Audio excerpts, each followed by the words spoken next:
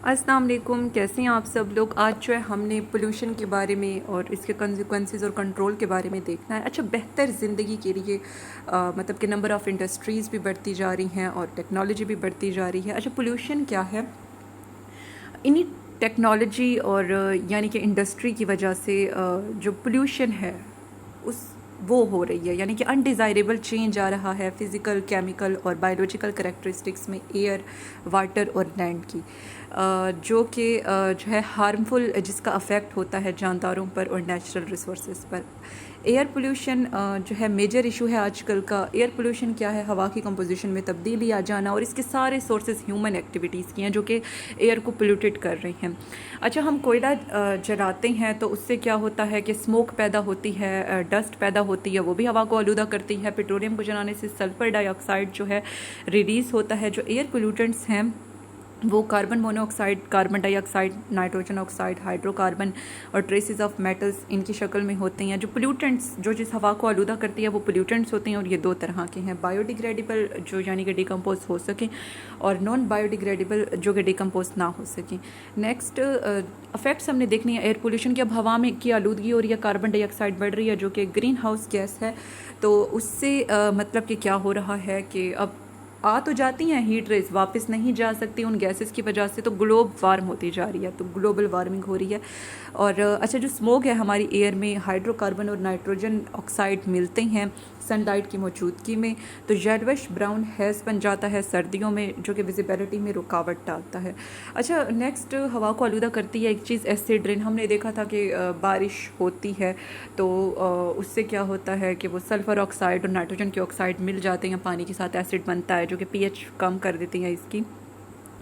तो acid rain हो रही है। ओजोन डिप्लेशन, ओजोन का क्लोरोफ्लोरोकार्बन रिलीज़ होती है तो उससे ओजोन ख़त्म हो रही है। नेक्स्ट कंट्रोल है एयर पोल्यूशन का।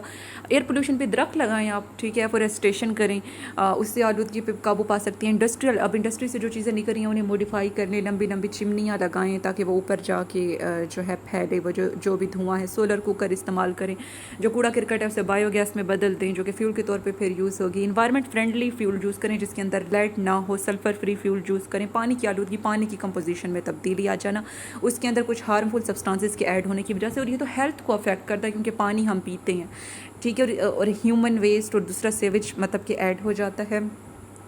और फिर वो कह रहे हैं कि जो फर्टिलाइज़र और पेस्टिसाइड है वो वाटर बॉडीज़ के अंदर इंटर होते हैं और ये केमिकल पानी में रहते हैं लंबे अरसे तक। ऑयल टैंकर्स जो हैं गुजरते हैं तो उससे ऑयल पानी के अंदर रिलीज़ होता है, तो फिर क्या होता है कि लाइट नहीं अंदर जा सकेगी, और दूसरा ये भी होगा, लाइट अंदर नहीं जा रही, और दूसरा ऑक्सीजन की कमी हो जाएगी, ठीक है, जिससे वो नबातात मरने लग जाएंगे, और दूसरा गर्म पानी छोड़ देते हैं वाटर बॉडीज़ में जिससे वो मछलियाँ मरने लग जाती हैं। अच्छा, अब एक वो चीज़ है यूट्रोफिकेशन।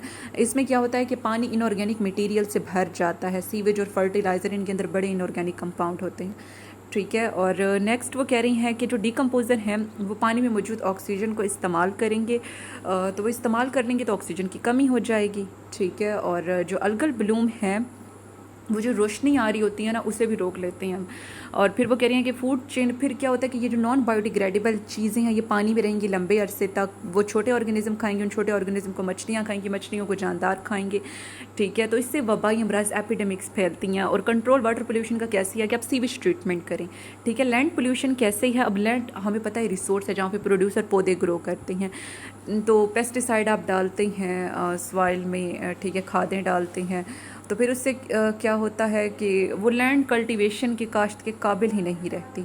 और फिर वो कह रहे हैं कि मटेरियल जैसा कि जो पॉलीथीन होता है वो पानी के ब्लॉक होने को रोक देता है, और जो इंडस्ट्रियल वेस्ट होते हैं, न्यूक्लियर वेस्ट होते हैं, ये भी सॉइल में रहते हैं। अच्छा, लैंड पोल्यूशन पे आप काबू मतलब कि कैसे पा सकते हैं? एक तो यानी कि आप सही तरीके से कूड़ा करकट को ठिकाने लगाएं, खासतौर पर जो न्यूक्लियर वेस्ट होता है, जो नॉन बायोडिग्रेडेबल हैं जैसे कि गिलास है, प्लास्टिक हैं, इन्हें रिकवर कर लें क्योंकि इन्होंने डिग्रेड तो होना नहीं है। इनऑर्गेनिक पेस्टिसाइड जो है उनकी जगह ऑर्गेनिक पेस्टिसाइड यूज़ करें।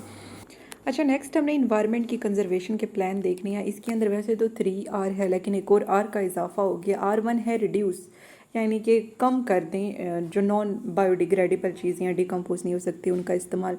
रीयूज़, अब जो यानी कि नॉन बायोडिग्रेडेबल चीज़ें हैं उन्हें रीयूज़ करें आप, ठीक है, रिसाइकिल कर लें, ठीक है, उन चीज़ों को रिसाइकिल मतलब दूसरे तरह से उस चीज़ को बना के, जैसे कि एक बोतल है ख़राब हो गई है, आप उसका गुलदान बना लें। रीफॉरेस्ट, ये वैसे कह रही हैं कि एक और भी ऐड कर दिया जाए कि आप दरख्त लगा दें, ठीक है। अच्छा, ये रिसोर्सेज दो तरह की होती हैं, रीन्यूएबल और नॉन रीन्यूएबल। रीन्यूएबल वो होते हैं जिन्हें दोबारा से आप रीन्यू कर सकते हैं, जैसे कि एयर है, एयर से आप इलेक्ट्रिसिटी पैदा करते हैं। नॉन रीन्यूएबल जिन्हें दोबारा से रिन्यू नहीं किया जा सकता। इसके अलावा नेचर की कंजर्वेशन के जो प्लान है, वाइल्ड लाइफ की कंजर्वेशन के हैं, फेडरल मिनिस्ट्री है इन्वायरमेंट की, उसने नेशनल ड्रिंकिंग वाटर और सैनिटेशन लॉन्च किया है, और scope society for conservation and protection of environment.